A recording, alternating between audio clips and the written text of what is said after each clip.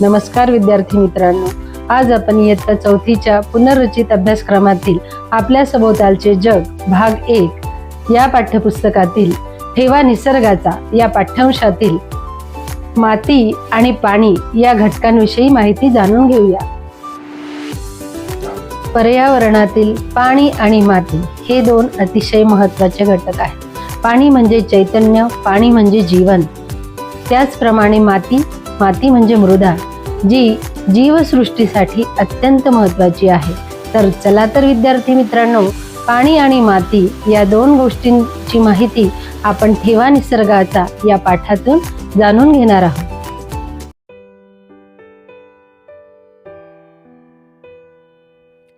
नमस्कार बालमित्रांनो, कसे आहात सगळे? मला वाटतं आज सगळे खूप उत्साहात आहेत, कारण आज आपण एका सुंदर आणि रंजक प्रवासाला जाणार आहोत. अगदी बरोबर. आज आपण आपल्या निसर्गाचा, पाण्याचा आणि मातीचा अद्भुत प्रवास अनुभवणार आहोत.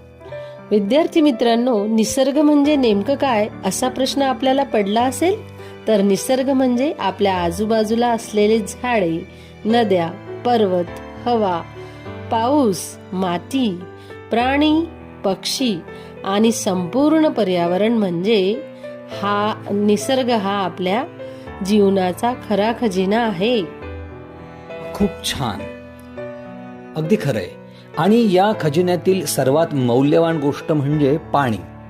पाण्याशिवाय तर जीवनाची कल्पनाच करता येणार नाही. होय.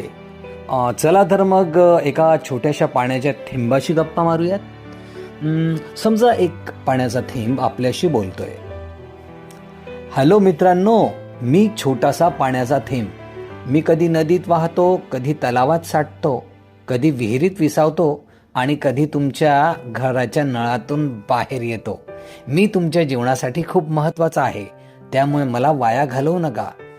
वा, छोटासा थेंब पण किती मोठा संदेश देऊन गेला. आता पाऊस पडतो कसा ते समजून घेऊ. विद्यार्थी मित्रांनो, सूर्याच्या उष्णतेमुळे समुद्र, नद्या आणि तलावांमधील पाणी गरम होते. त्याची वाफ बनते. ही वाफ वर जाऊन ढग होतात.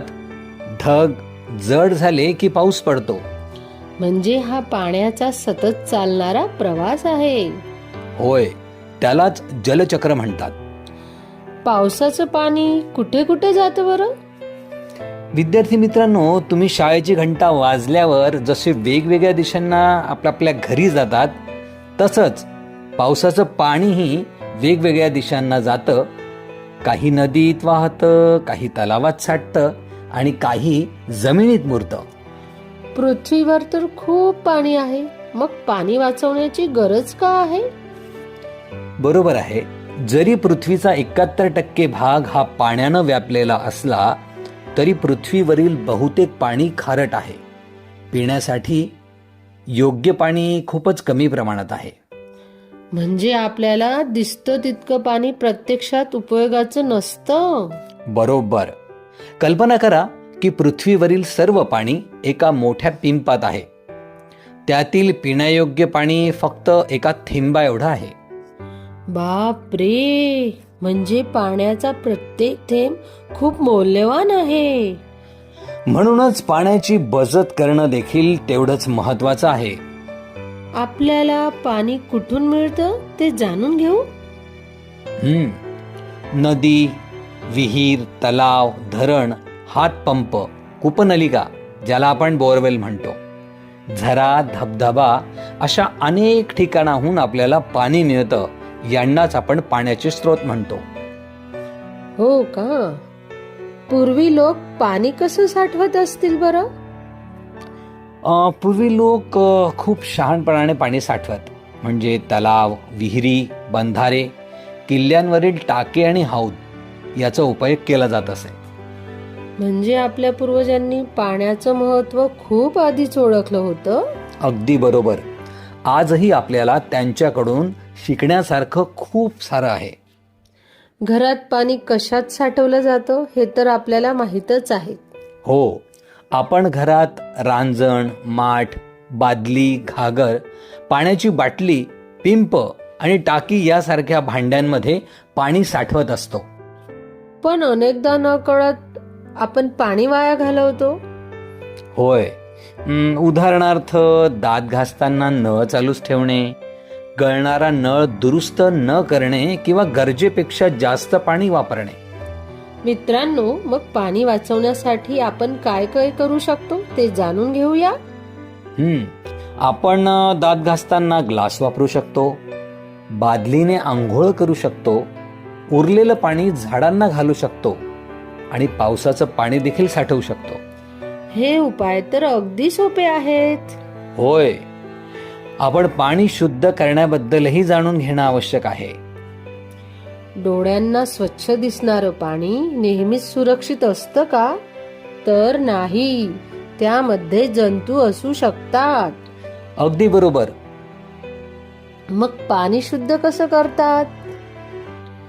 पाणी गाळणे, निवळणे, उकळणे आणि निर्जंतुकीकरण करणे या पद्धती वापरल्या जातात. हो का? पूर्वी लोक काय काय करत असतील?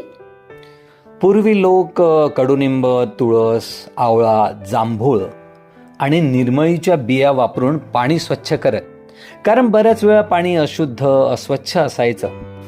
म्हणजे जलप्रदूषण? बरोबर. नदीत प्लास्टिक, कचरा, रसायने किंवा सांडपाणी सोडल्याने पाणी दूषित होते. त्यालाच जलप्रदूषण म्हणतात. त्यामुळे जलचरांना आणि माणसांनाही धोका निर्माण होतो. आणि म्हणूनच नद्या आणि पाण्याचे स्रोत स्वच्छ ठेवणं आपली सर्वांची जबाबदारी आहे. पाण्याबद्दल आपण जाणून घेत आहोतच, पण आता मातीबद्दल काय? माती हा जीवसृष्टीचा आधार आहे. झाडे मातीमध्ये वाढतात. माती पाणी धरून ठेवते. माती तयार होण्यासाठी खूप वर्ष लागतात ना? मातीचेही खूप प्रकार आहेत. महाराष्ट्रातील मातीच्या विविध प्रकारांबद्दल काय सांगाल?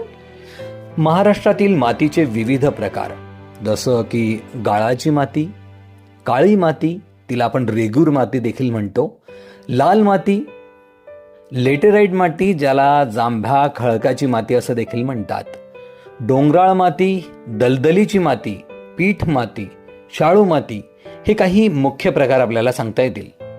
आपल्या परिसरात वेगवेगळ्या प्रकारची माती आढळते, जसे की वालुकामय माती, चिकण माती आणि पोयटा माती. वालुकामय माती या मातीमध्ये वाळूचं प्रमाण जास्त असतं. या मातीतून पाणी लगेच झिरपून जातं व ही माती लवकर कोरडी होते. चिकण माती ही माती खूप चिकट व मऊ असते. या मातीचे कण खूप लहान व एकमेकांना घट्ट चिकटलेले असतात. या मातीत पाणी सहज धरून ठेवले जाते.